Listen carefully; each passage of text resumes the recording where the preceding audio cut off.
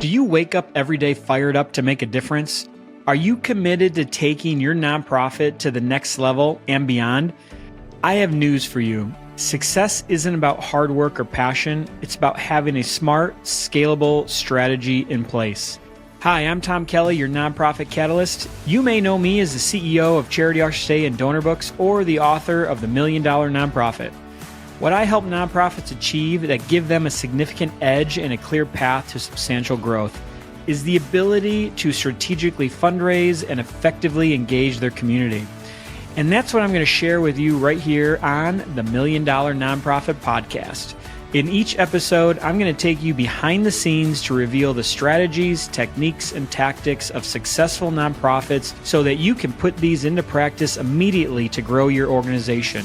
No matter if we are talking about common pitfalls nonprofits make and how to avoid them, exploring how to accelerate your next fundraising campaign, looking at how to attract ideal donors, or everything in between, this conversation is designed to drive your nonprofit forward. Welcome. I'm glad you're here. Welcome back to the $1 Million Nonprofit Podcast. Today, we're diving into how TechSoup is helping nonprofits overcome challenges and boost organizational efficiency. It's not just about dealing with issues as they arise. It's about leveraging the right tools and support to streamline your nonprofit's operations and empower your team to focus on what really matters, your mission. To guide us through this, we're joined by Jason Long, a seasoned IT expert who has over the past decade helped hundreds of small to medium-sized nonprofits access enterprise-quality IT solutions that are both effective and budget-friendly. Jason, welcome to the $1 Million Nonprofit Podcast. Thanks, Tom, for having me. I'm really excited to talk about this. Awesome. Well, hey, let's dive right in. And can you explain exactly what is TechSoup and how does it support nonprofits? Yeah, TechSoup is another nonprofit. So they are the clearinghouse for large IT vendors like Microsoft, Google, Adobe, Cisco. Those companies use TechSoup to vet nonprofits to make sure the nonprofits qualify. They are not a membership association, political affiliated organization. Once they're qualified and vetted by TechSoup, then that opens up the door for a lot of free licensing, discounted services. Perfect example of the licensing would be Microsoft email licensing. That if you have email, whether it's Microsoft or Google, you're paying for it somewhere. Through TechSoup, you can get a lot of that for free or next to free. Today's episode is brought to you by Charity Auctions Today, the ultimate platform for hosting successful charity auctions online or in person.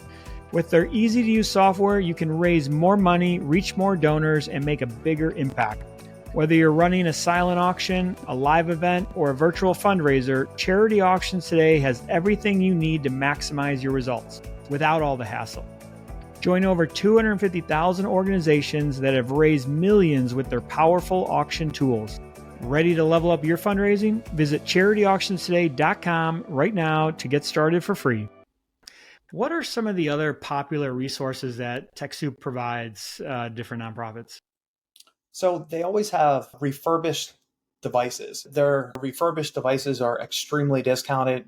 We work with a ton of nonprofits and have tried different ways for low-use workstations that are extremely inexpensive. A lot of times the use case might be a residential housing facility where they're almost like a group internet platform. Those devices just need to access the internet. So the use case is going to be one where the organization wants to spend very little money for those. So a refurbished device is perfect.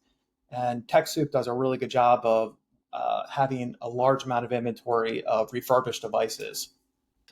And so to get some of these refurbished devices or even some of the services they offer, what are the qualifications? Is it just 501c3 status? Is it tax exempt status? Both?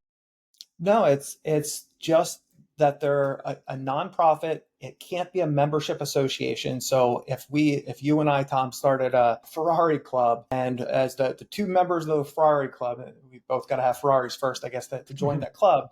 But that's a group membership that wouldn't qualify. If there's a political affiliated organization, that also would not qualify.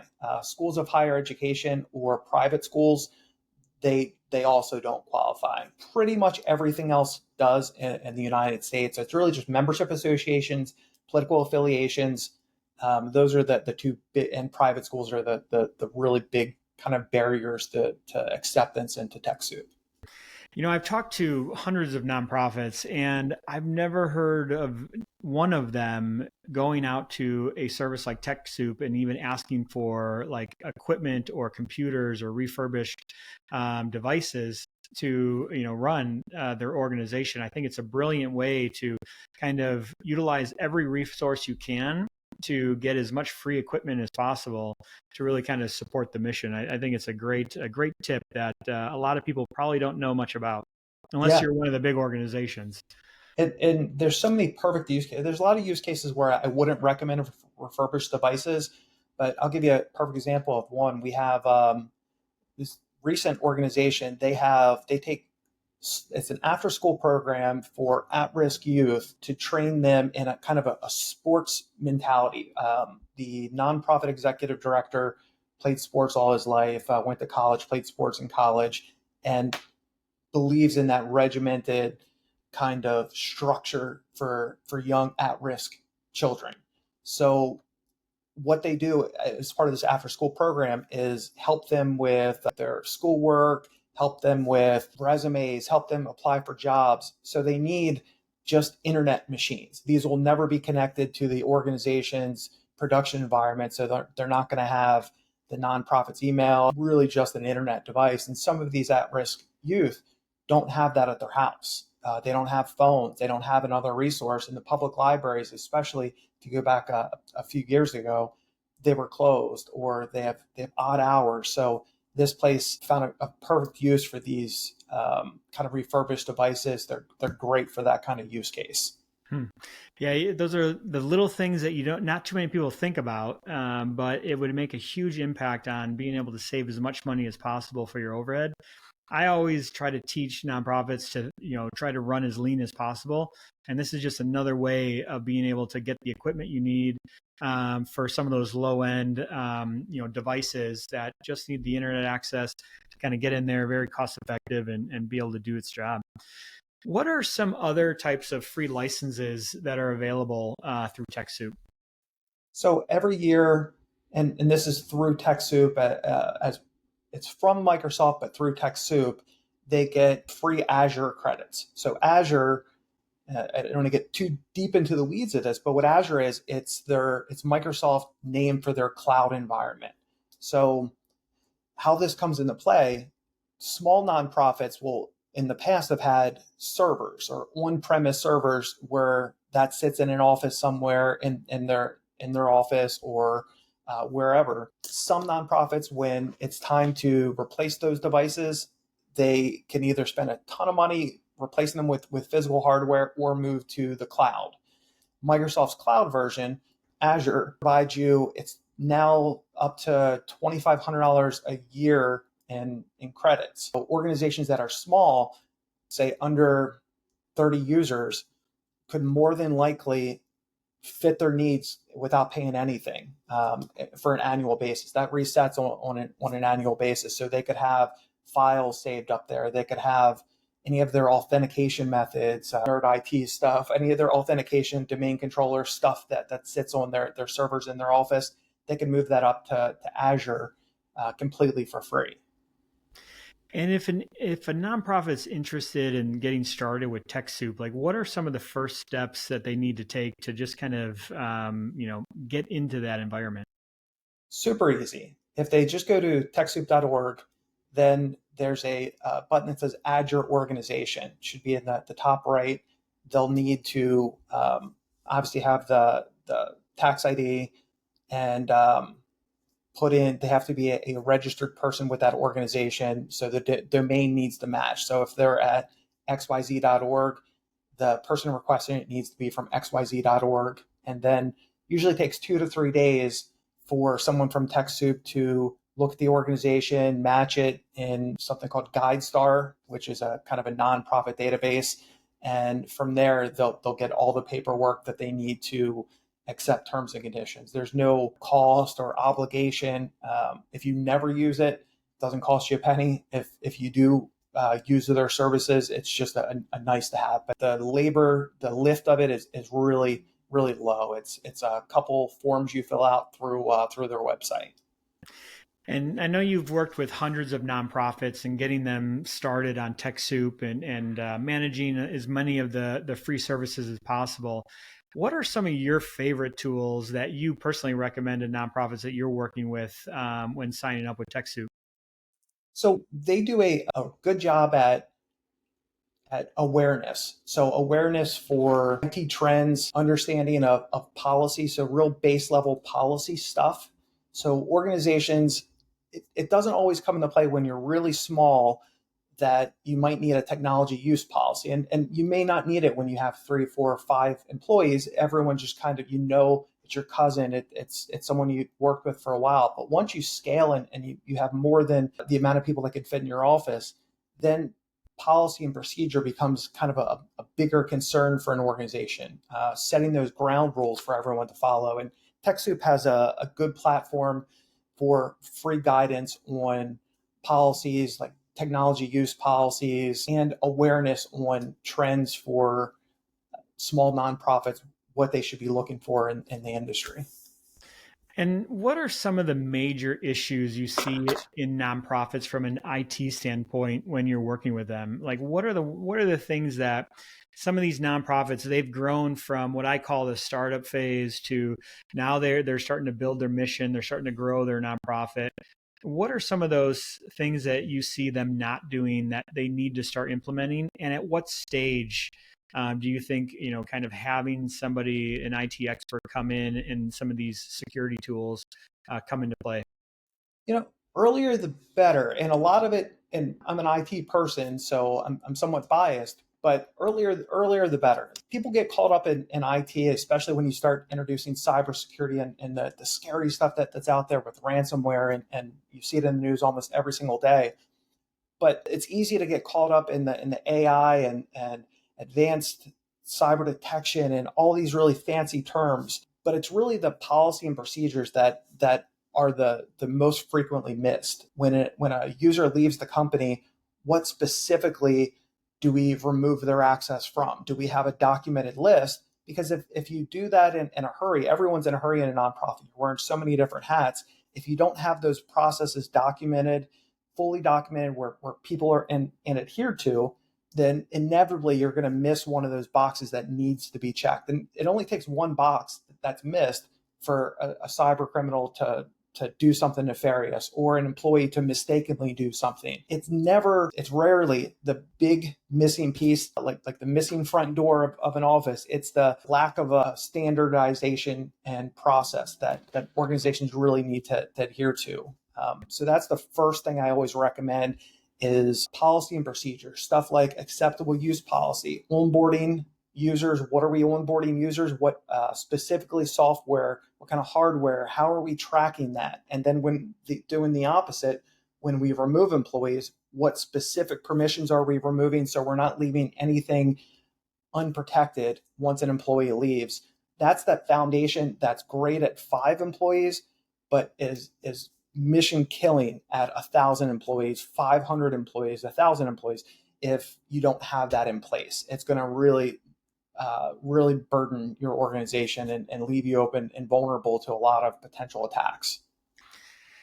Are there any, when it comes to like IT and cybersecurity and all the security risk that comes around just our environment throughout the world these days, we get so many spam emails. And when you're dealing with volunteers and you're dealing with, different nonprofits that, they might not have the business mindset to think about some of these security issues when it comes through email with some of their employees or some of their volunteers. What are some of the horror stories that you have kind of run into that, some small nonprofits listening today can kind of use to kind of take their IT system seriously? Yeah, a great example is there's a senior dog nonprofit that's based in Pennsylvania. It was a labor of love. It's a husband and wife. They retired. They have a few acres of land, and they decided they wanted to have a senior dog sanctuary. It's small amount of revenue, volunteer driven. Their big fundraising event that they have every single year. It's called the Senior Dog Prom. It's adorable. They have dogs dressed up. They'll have one dog dressed up in a suit, another dog dressed up in a dress, and they'll take pictures and have it on a calendar, and that generates the money that needed to feed and take care of the animals. Real small amount of revenue. You're looking at $100,000-$200,000 a year. Really small.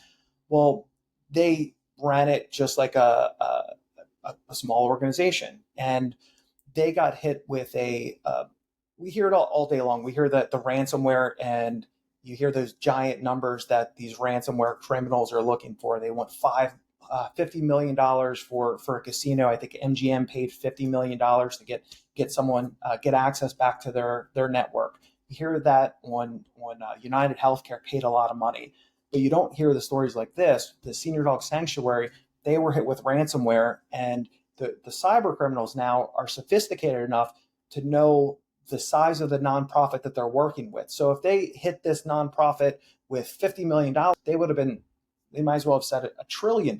There's no possible way. But they hit this nonprofit with $1,200. It was actually $1,200 and some dollars and some change. Where they came up with the number, maybe there's an algorithm based on the amount of money that this nonprofit generates, or they perceive this nonprofit to generate. So it was $1,200 and some dollars, and they're like, well, we're just not going to pay it. They didn't pay it, and they lost all their files. They never got them back, and luckily they didn't have super mission critical data, but it was still just it feels like being robbed. Someone taking something from you, but it's not the large amounts that really people should be scared about. Those are ones you hear about. It's the $1,200, the $3,000 cyber attacks that are easier on the nonprofits because they have smaller budgets. They don't have 15 people on a cybersecurity team protecting their organization. They lots of times have no one protecting their organization, so they're much easier targets, and you can attack a lot more of those with a lower risk of getting caught than you would maybe a bank or a giant healthcare system. So it's these small nonprofits that are really at a critical point, whether to invest a tiny bit in security procedures and maybe a tiny bit of security software to prevent these type of things. Well, imagine waking up tomorrow and you've lost every single one of your donor records. What would you do? It's like a for-profit business losing all of its intellectual property. The donor list is the lifeblood of a small nonprofit. And if you lose that donor list and all the contacts that you have, it's very hard to recoup that.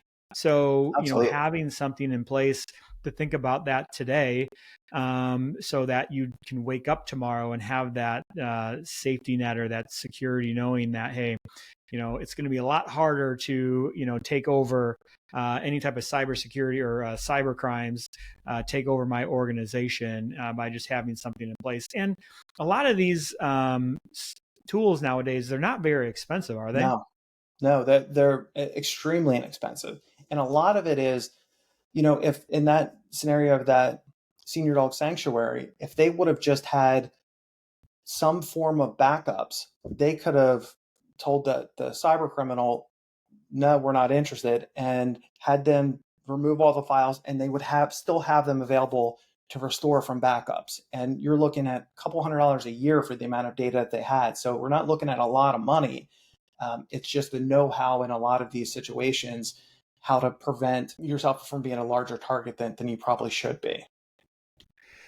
And when it comes to, implementing data backups and, kind of protecting the files and everything, a lot of small nonprofits, they don't have much. They have a Google file or a OneDrive folder, and that's really as sophisticated as they get. When it comes to, smaller nonprofits that don't have these big enterprise type expensive systems, Is something like this easy to implement for them, for just having like a Google Drive folder or a Microsoft OneDrive folder, cloud storage, Yeah, that can protect them if they're just using absolutely. Google spreadsheets? Google and Microsoft both. So for Google Drive and Sites, and then on the Microsoft side, SharePoint, OneDrive, and Teams, both Google and Microsoft both do the same thing. They back up those environments for 30 days. Outside of 30 days, they do what they call a co-managed approach. They both use the same term. It's almost like they came together and invented this term called co-managed, or what that means is they carry the burden for the first 30 days. So say an employee leaves and you realize 15 days down the road that holy smokes, they deleted some stuff that we absolutely need. You can get that back. It's restorable within that 30 days. But if that same scenario happens and you don't figure it out for 6 months because it's a grant that comes around every 6 months or every quarter, you're dead in the water. That information's gone because Microsoft, Google, doesn't matter which one you're on, they're only going to save it for 30 days. What Microsoft and Google both do is they recommend third-party backups, dirt cheap. They're in the neighborhood of like $3 a month per user, and there's a lot of variations on that. There's a ton of third-party backups, but it's really inexpensive, and that would back up indefinitely both the email account and the file storage account for users. Now, if a cyber criminal came into your nonprofit and basically took over your files or planted a virus or some malware, do you get, or does the nonprofit or does that cybersecurity criminal usually notify the nonprofit immediately, like, hey, I got access, or do they linger and wait?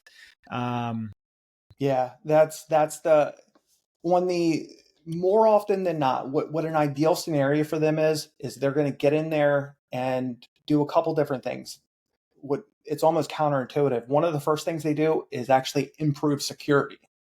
It sounds kind of weird, but they'll improve security because they don't want to be bumped out by another cyber criminal. So they want to, or leave holes that are so gaping that it makes people take action when correcting the problem. So that's kind of a weird one. It's a little bit counterintuitive. But the next mode is that they want to understand the organization. They want to figure out, is this someone that we're going to try, like that Senior Dog Sanctuary, we're going to try and attack them for ransomware for a small amount? Or is this a different kind of play where we can impersonate by understanding the way that the executive director or CFO speaks and relays information in emails? If we just hang out and just watch for a little bit, then we can maybe spoof them, pretend to be that person, and ask for, hey, instead of sending my payroll, I'm changing my bank. When you send payroll this week, can you send it to here? And they do that for a few different people, and it could be a lot of money. We had kind of in a similar, we got called in for a large nonprofit in Washington, D.C. The nature of their nonprofit, they send a lot of wire transfers. My business, we don't have any wire transfers. So if someone sent me an email, hey, can you wire, it's automatically fraud. And that's, I think, that the case for a lot of nonprofits, a lot of businesses in general. But this nonprofit, it's every day, the nature of their business, multiple wire transfers, tens of thousands of dollars each time. Well, one of them, just for whatever reason, got the hackles up of the controller who was actually asked to do it. It was sent by the CFO. She's like, this just doesn't feel right. It's the right email address. It's the right thing, but everything was legitimate. It just, the words, the turn of phrase was a little bit off. And she got out of her office, went down the hall, and sure enough, it was not the CFO sending that information to send the wire transfer. It was over $50,000 that they were trying to get wired to some other place in another country. But that again fit with this nonprofit that does work in Europe and Africa. So it made sense that wire transfers were out of the country, but something with that turn of phrase and that money would have been gone. So to your point, yeah, a lot of times what they'll do is figure out, well, how are we going to monetize this breach? Is it going to be impersonating an employee, a bunch of employees, or is it going to be the form of holding them hostage? And that's kind of the two veins you're really seeing a lot of right now.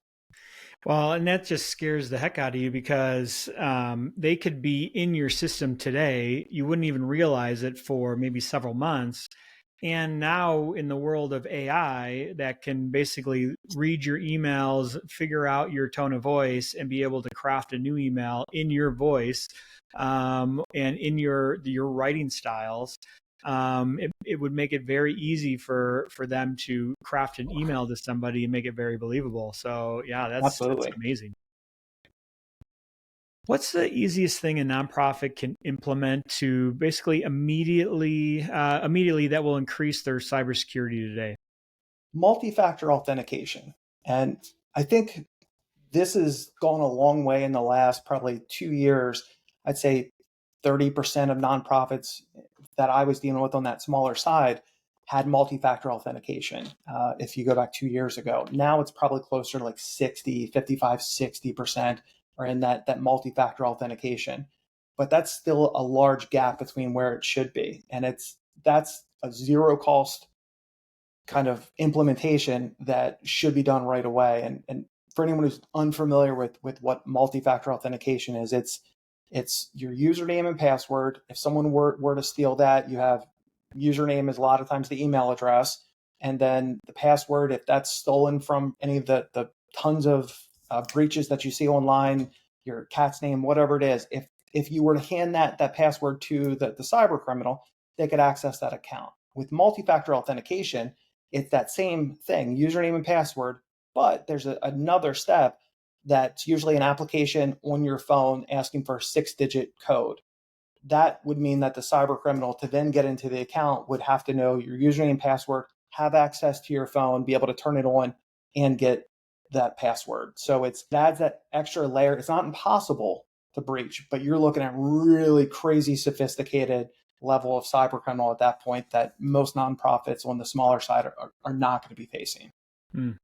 Now, you work with a lot of nonprofits and you help them implement and find the free tools with TechSoup and then do a lot of IT support, a lot of cybersecurity implementation. How can nonprofits listening today find out more about your services and really kind of get in contact with you to kind of get a quick run through of maybe their system and what possibly needs to be improved or implemented? Yeah, that great question. So from LinkedIn, I think we'll have the um, path later on, but also from our website. If you go to our website, www.takenoquarter.com, you can contact us from there. Since we're exclusive to nonprofits, we work with a lot of kind of up and coming and small emerging nonprofits. So a lot of what we do is providing guidance and the orientation that we always have. And I think the only way you can really work with nonprofits is really that get to get mentality of not everything needs to be gated behind an invoice. You know, a lot of what we do is free advice and hey, here's what you need to do, whether you ever want us to do it for you or we hold your hand as you do it, we're okay with any method. So we provide a lot of free guidance, and that's just how we like to operate. We want to do good for the community.